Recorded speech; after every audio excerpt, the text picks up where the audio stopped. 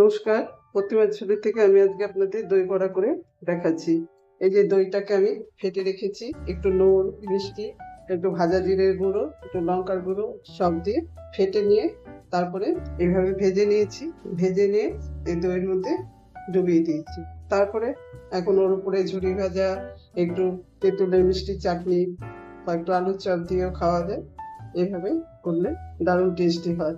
আমি যখন দই বড়া করি তখন রসবড়াও করি। এই যে এখানে চিনি শিরা করে নিয়েছি, 2 কাপ, বড় কাপে 2 কাপ চিনি দিয়েছি, 1 কাপ জল দিয়ে শিরা করে ভেজে নিয়ে এখানে রসবড়া হয়ে গেল।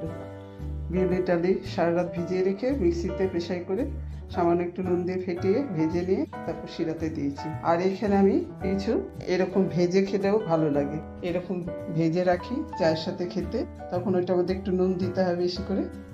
ভেজে খেতে খুব ভালো লাগে, একটু হিং দিলেও ভালো লাগে।